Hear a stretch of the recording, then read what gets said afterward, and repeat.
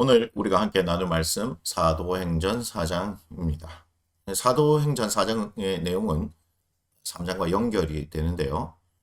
우리는 3장에서 날 때부터 걷지 못하던 사람이 치유받은 사건을 보았습니다. 그걸과 많은 사람들에게 복음이 전해졌는데요. 오늘 본문은 이 복음을 싫어하는 사람들이 베드로, 요한을 잡아 가두는 일로 시작됩니다. 그래서 사도행전 4장은 베드로와 요한이 백성의 지도자들 앞에서 복음을 전하는 내용과 이로 인해 예수 믿는 사람들의 믿음이 더 성장하는 내용을 말씀하고 있습니다. 자, 1절부터 4절입니다. 예수 부활의 복음이 누군가에게는 생명의 말씀이지만 또 다른 누군가에게는 말도 되지 않는 어처구니 없는 얘기입니다.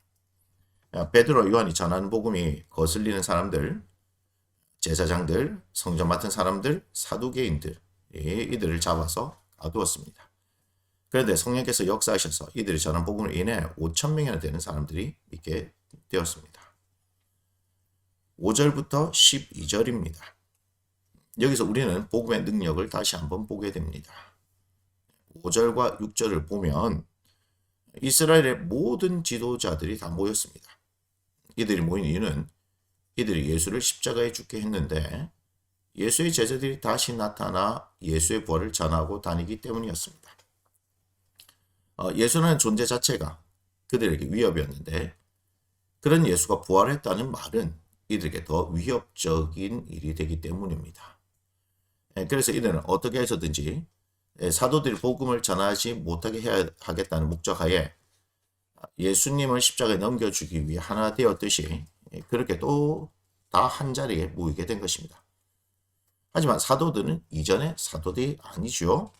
8절부터 12절입니다. 성령님이 베드로와 함께 하십니다. 베드로가 성령이 충만하여 복음을 전합니다. 그리고 우리는 반드시 기억해야 할 말씀을 만나게 됩니다. 12절입니다. 다른 이로서는 구원을 받을 수 없나니 천한 사람 중에 구원을 받을 만한 다른 이름을 우리에게 주신 일이 없음이라 하였더라. 예수 외에는 구원이 없습니다. 오직 예수만이 구원입니다. 그래서 오직 예수인 것입니다. 베드로의 이 말을 들은 모든 사람들이 당황하기 시작합니다. 13절부터 22절인데요. 사도들을 일단 나가라고 하죠. 그리고 긴급회의가 시작됩니다. 치유의 기적에 대해 이들도 부인할 수 없음을 인정하게 되죠. 그래서 이제 이들이 할 수 있는 유일한 방법은 사도들을 협박해서 예수의 이름을 전하지 못하게 하는 것입니다. 사도들을 불러서 경고합니다. 더 이상 예수의 이름을 말하지도 말고 가르치지 말라고 말합니다. 이 말을 들은 베드로와 요한이 대답합니다. 19절과 20절인데요. 베드로와 요한이 대답하여 이르되 하나님 앞에서 너희 말을 듣는 것이 하나님의 말씀 듣는 것보다 옳은가 판단하라. 우리는 보고 들은 것을 말하지 아니할 수 없다.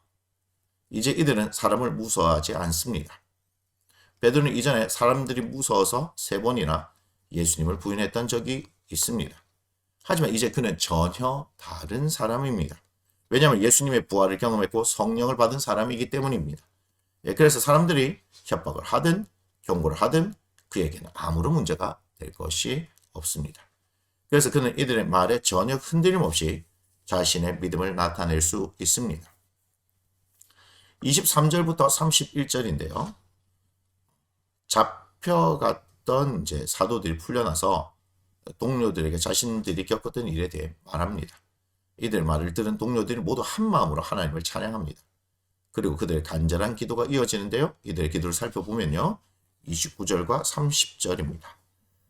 주여 이제도 그들의 위협함을 굽어보시옵고 또 종들로 하여금 담대히 하나님의 말씀을 전하게 하여 주시오며 손을 내밀어 병을 낫게 하시옵고 표적과 기사가 거룩한 종 예수의 이름으로 이루어지게 하옵소서 하더라. 이들의 기도는 오직 한 가지입니다. 오직 복음이 전해지는 것입니다. 그래서 응답이 이루어졌는데요. 31절입니다. 빌기를 다하며 모인 곳이 진동하더니 우리가 다 성령이 충만하여 담대히 하나님의 말씀을 전하니라. 모여서 함께 하나님을 높이고 기도하던 이들이 성령으로 충만해졌습니다.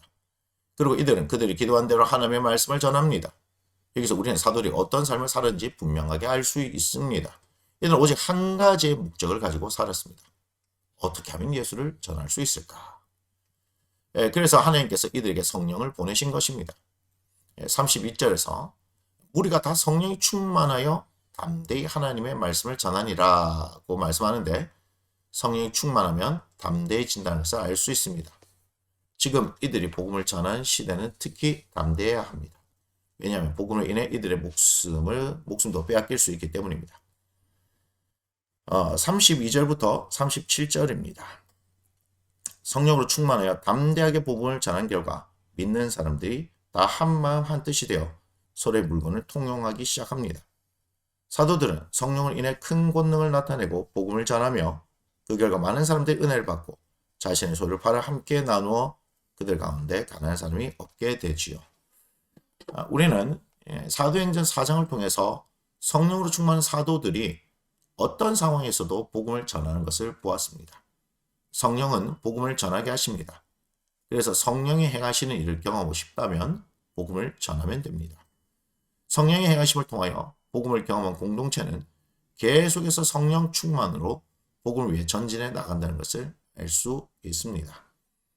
오늘 말씀 묵상을 위한 도움은 4가지로 봅니다. 첫 번째, 12절의 말씀, 다른 이로서는 구원을 받을 수 없나니 천하 사람 중에 구원을 받을 만한 다른 이름을 우리에게 주신 일이 없으며 하였다라는 이 말씀을 암송하시고, 이 말씀이 나에게 주는 힘이 어떤 것인지 묵상해 보시기 바랍니다. 두 번째, 19절의 말씀, 하나님 앞에서 너의 말을 듣는 것이 하나님의 말씀을 듣는 것보다 옳은가 판단하라는 말씀이 나에게도 기준이 되는 말씀입니까? 그리고 이 말씀이 기준이 된다는 것이 나에게 어떤 유익이 있습니까? 세 번째, 29절과 30절의 말씀은 기도입니다.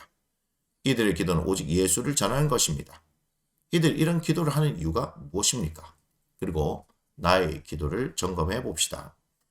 마지막 4번째, 성령이 충만하면 담대해진다고 말씀하고 있습니다. 나는 이런 경험을 해본 적이 있습니까? 성령 충만을 구하십시오. 그리고 담대함을 경험해 보시기 바랍니다. 사도행전 4장의 말씀은 여기에서 마치도록 하겠습니다.